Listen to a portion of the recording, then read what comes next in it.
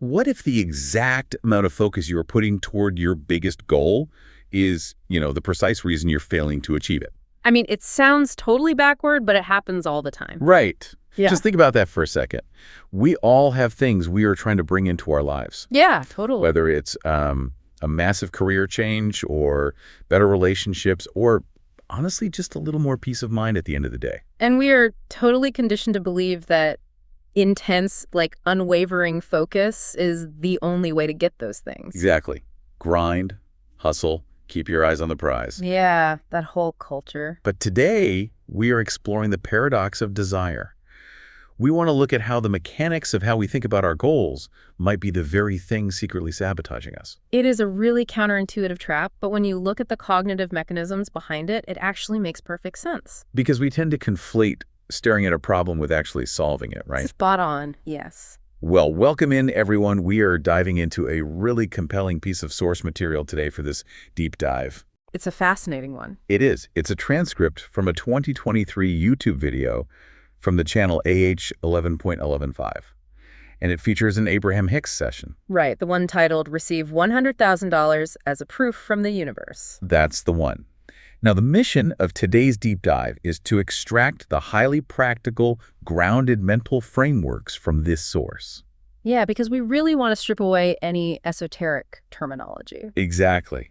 We are exploring the psychology of what the source calls the law of deliberate creation and this concept of allowing.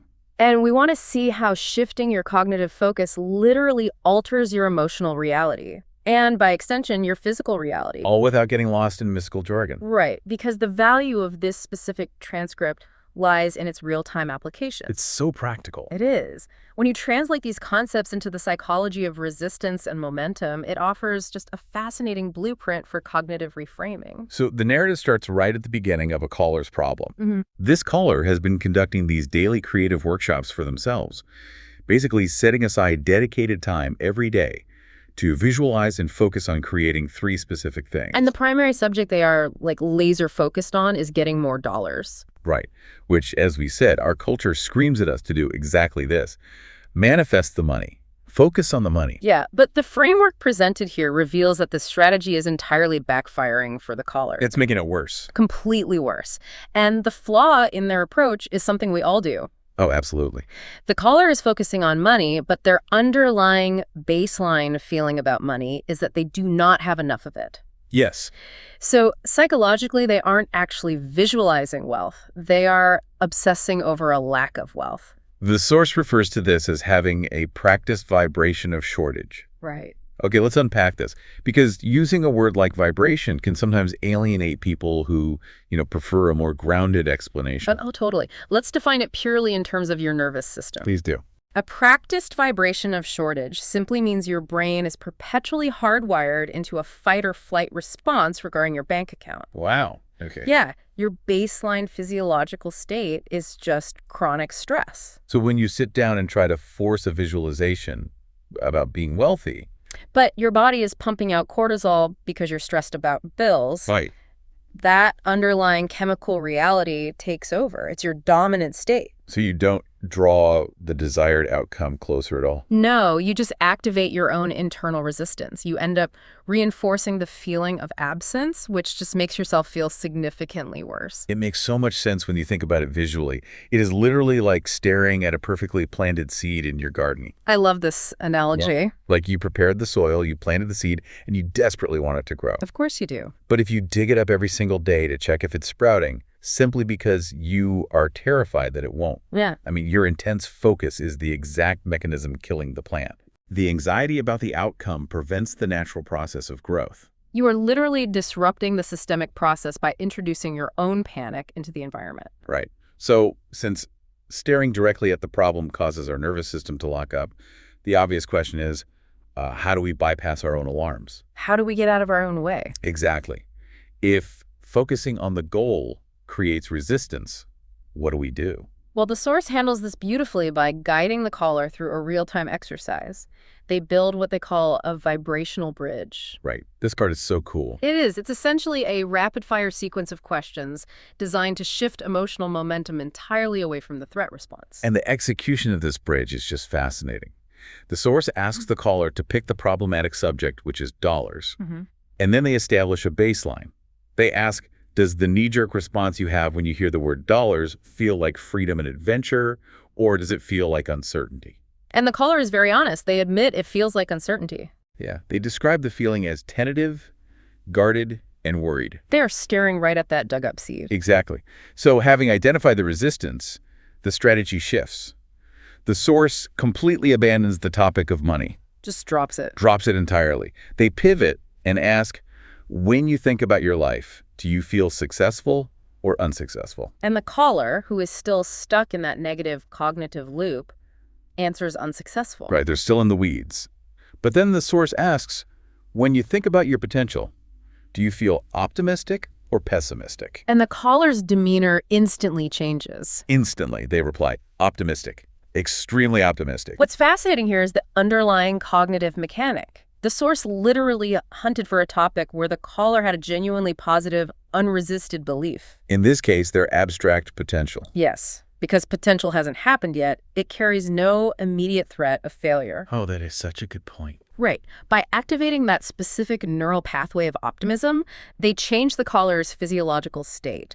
And then they immediately applied that new state to the old problem. Because as soon as the caller taps into that genuine, unforced optimism, the source brings the conversation right back to the money. Yeah. They ask, having activated that very real feeling of optimism, does your financial future feel fun or worrisome? And the caller, who just moments ago said money made them feel guarded and terrified, Immediately answers, very fun. it's a complete 180. It is. The source keeps feeding them questions about travel and freedom, and suddenly the caller's entire vocabulary changes. They start saying everything feels completely possible, plausible, and life-giving. It's a brilliant pivot. But I have to challenge this, though. I want to play devil's advocate for the listener who is hearing this and thinking, this sounds like organized delusion. Fair enough. Is this just tricking your brain through temporary distraction? Like if my bank account is at zero or my car's engine just blew up, feeling optimistic about my abstract potential doesn't fix the radiator. Right. Is this really a solution, or is it more like warming up with light, easy weights at the gym so your muscles are prepped before you attempt to lift the heavy, intimidating barbell? The barbell analogy is actually the perfect way to look at it, but we have to understand why the warm-up is strictly necessary for problem solving. Okay. It is not about tricking the brain. It is about optimizing the brain's bandwidth. Interesting. See, when you are in a state of fear or shortage, your cognitive perspective literally narrows. Evolutionary biology designed us this way. Right, tunnel vision. Exactly. When there is a threat, you get tunnel vision on the threat. You lose access to peripheral problem solving. Wow, okay. So by activating optimism through a completely different topic, warming up with those lighter weights, you release dopamine, which physically widens your cognitive perspective. So you changed the neurological lens through which you were viewing the difficult topic. Yes. You haven't fixed the car engine yet, but you have put your brain in a state where it can actually notice the mechanic down the street offering a discount rather than just panicking about the smoke. Oh, I love that. You are getting the machinery running smoothly before you feed the tough material into it. Precisely. And this shift in internal state doesn't just stay locked inside the caller's head either. The transcript takes a highly visual turn right after this breakthrough. Yeah. This part is wild. The caller abruptly interrupts the flow of the conversation with a completely unexpected observation. They stop the speaker and say, I don't have much experience with seeing people's auras, but you have an intense aura. Yeah. The caller claims they are looking at the speaker, and it's someone else in the room named Jerry, and they're seeing a bright, glowing yellow light radiating from them. It's so vivid. They say they were literally banging their head and rubbing their eyes, thinking their vision was failing them. But during a break, two friends confirmed they were seeing the exact same glowing yellow light. And the explanation provided for this phenomenon is incredibly insightful. Regardless of whether you view auras as literal light or just a metaphorical description of presence. Right. The source calmly describes what the caller is seeing as energy leakage. Energy leakage. Just love that phrasing. They explain that when someone is engaged in intense focus, but with absolutely zero resistance, Which ties perfectly back to that widened, unthreatened cognitive state we just discussed. Exactly. That pure, unimpeded energy flow becomes palpable. It leaks out into the room. If we connect this to the bigger picture, it highlights something fundamental about human neurobiology and mirror neurons. Ooh, say more about that. Well, we are highly attuned to the nervous system states of the people around us. Think about walking into a room after two people have just had a massive argument. Oh yeah, you can cut the tension with a knife. Exactly. You can feel it in the air, even if no one is speaking. Conversely, when someone is in a state of complete ease and allowing, you sense their lack of resistance. Right. The source suggests that this internal coherence is so tangible that for those highly tuned into it, it can actually manifest as a visual phenomenon. Then the source jokes that maybe they should put a disclaimer on their website saying, bring sunglasses next time. Because obviously not everyone in the audience sees a glowing yellow light. Right. And the caller actually asks if different colors mean different things, and the source's answer completely reframes the nature of perception. They explain that the specific color yellow, in this instance, is entirely subjective. It is quite literally in the eye of the beholder. The observer is translating the vibration into a visual color. It's a translation process happening entirely within the caller's own cognitive framework. Yes. It isn't that the speaker is objectively emitting a neon yellow light. It's that the speaker is emitting pure, unresisted focus, and the caller's specific internal filter translates that feeling at ease into the color yellow. It's fascinating. It really makes you wonder how much of our daily physical reality, like the things we swear are objective hard facts, are actually just us translating environmental data through our own highly personalized filters. It forces a massive questioning of our own perceptions. We are not passive cameras recording an objective world. We are active translators, coloring our reality based on our internal baseline state. Right, so understanding that this state of flow is tangible naturally brings up the question of application. How do we do it? Yeah. How do we actively practice being in that unresisted state without slipping back into the anxiety that ruined the caller's visualizations in the first place? Well, the source gives a very clear, really radical directive regarding the mechanics of these creative workshops. They state explicitly that taking the time to focus on your desires should never be treated as just a means to an end. This is huge. The transcript reads, "We want you to go to your creative workshop, not because that is the means to the end that you want, but because this is an end that is pleasing too." Meaning, you shouldn't be sitting there enduring a stressful visualization about getting $100,000 just so you can finally get the money and stop worrying. Exactly. You should be doing the exercise simply because the act of molding your mind feels good in that exact moment. This completely dismantles traditional grind culture. It really does. We are constantly taught to endure uncomfortable, stressful moments today to eventually earn a better tomorrow. No pain, no gain, right? Right. But the framework here insists that you cannot suffer your way to a joyful outcome. The cognitive stress of the suffering ruins the focus. You must mine this exact moment for positive aspects. And to help with this, they provide what I consider the ultimate rule of thumb. The caller asks if it's better to be incredibly specific or keep things general when setting these goals. And the source replies, be as specific as you can be and still feel good. It's brilliant. Here's where it gets really interesting, because human nature drives us to over-engineer our dreams. Oh, constantly. It is exactly like tuning an old-school radio dial. You want the music to be as clear and loud as possible, so you slowly turn the dial, honing in on the station. Mm-hmm. But if you turn that dial just 1 millimeter too far, trying to dictate every single hyper-specific detail of how, when, and where your goal will arrive, you suddenly hit static. The joy drops out. The joy drops out. The anxiety creeps in because you start worrying about the logistics of those specifics. You start worrying about the how. Yes. The rule the source gives is simple. Back up to the clearest signal and stay there. If adding a detail mutes the joy, you've gone too far into resistance. That is essentially the Goldilocks rule of goal setting. And the static in that analogy is your nervous system's threat response kicking back in. Right. The moment you feel the static, you have lost the clear signal of what you actually want, and you've returned to focusing on what you lack. Now, when you start backing away from the static, however, you inevitably run into a massive societal roadblock. Because the moment you suggest to someone that they should stop focusing on specifics that make them feel bad, society screams, but you have to face reality. You're just ignoring the truth. Ah, yes. Let me tell it his defense. Right. The source tackles the societal obsession with negative reality head on. Because we are evolutionarily wired to look for the negative. It is how our ancestors survived predators. Yeah.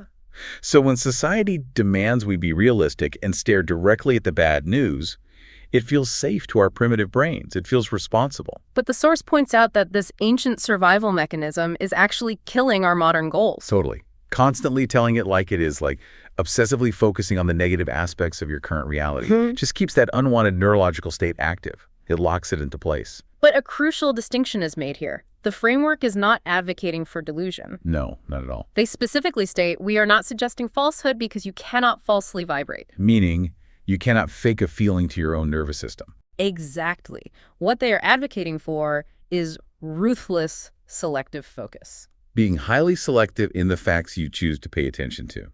Because there are plenty of incredibly positive facts out there that are just as true as the negative ones. Right. It is a fact that there is vastly more wellness on the planet than sickness. It is a fact that abundance exists and flows daily. It's all around us. So if the goal is simply to be factual, why not choose the facts that keep your cognitive bandwidth wide open? Why does our default definition of being realistic always equate to focusing on the absolute worst-case scenario? If we connect this to the bigger picture, it really exposes a deep cultural reverence for pessimism. Oh, wow. Yeah. We mistakenly believe that suffering and focusing on pain is somehow more authentic than joy and ease. Yes. And the transcript includes a brilliant anecdote from the speaker's partner, Jerry, that highlights this perfectly. I love this part.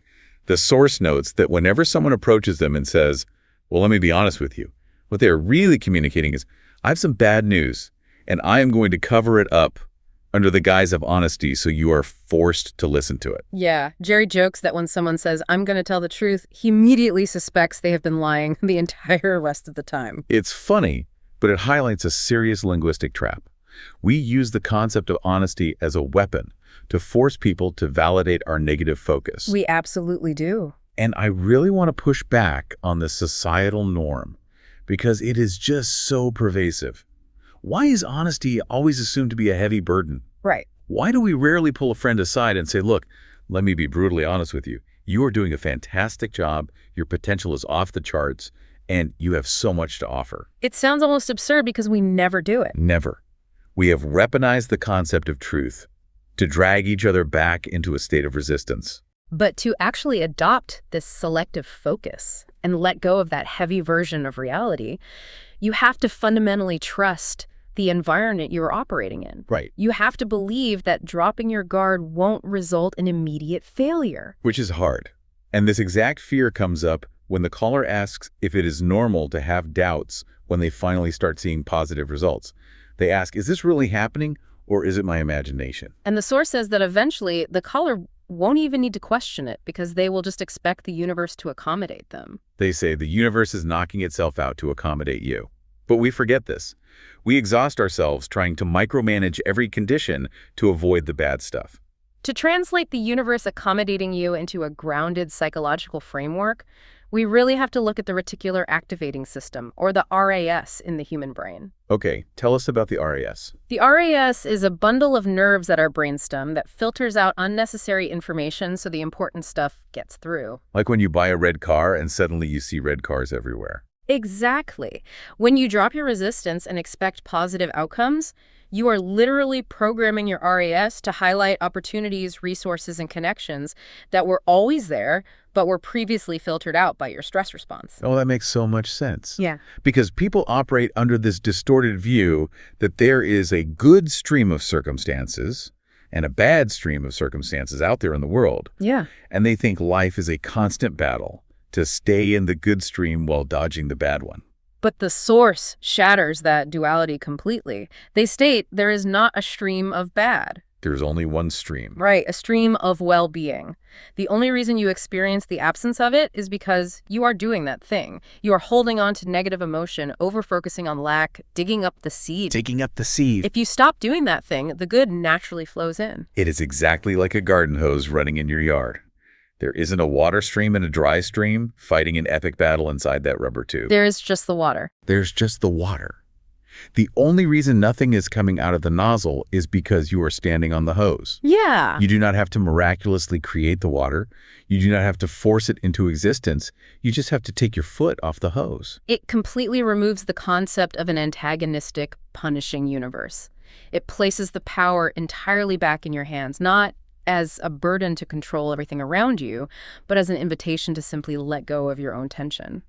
So what does this all mean for you listening right now? We have covered some massive cognitive shifts today. Ooh, we really have. We explored how over-focusing on a goal from a baseline of stress creates the very resistance that pushes the goal away. Right. We analyzed how to build a psychological bridge out of that resistance by asking general questions that safely activate optimism and widen your perspective. We discussed how unresisted focus is so tangible it can alter how others perceive you. We established the Goldilocks rule for visualization: be only as specific as you can be while still feeling good, backing off the radio dial the exact moment you hit static. We dismantled the evolutionary trap of telling it like it is, realizing that brutal honesty can and should be joyous. And finally, we learned that there is no bad stream fighting you. There's only a stream of well-being waiting for you to take your foot off the hose. It is a profound paradigm shift. You're moving from trying to forcefully manipulate your external reality to mastering your internal focus and letting your brain's natural systems do the heavy lifting. Which leaves us with one final thought to explore. Let's hear it. If your external reality is largely a reflection of how much internal allowing you are doing right now, what facts in your own life might you be paying far too much attention to simply out of a misguided sense of survival-driven honesty? What would happen if, starting today, you became ruthlessly selective about the truth you choose to focus on? We will leave you to chew on that. Thank you so much for joining us on this deep dive. Take care of yourselves, and we will catch you next time.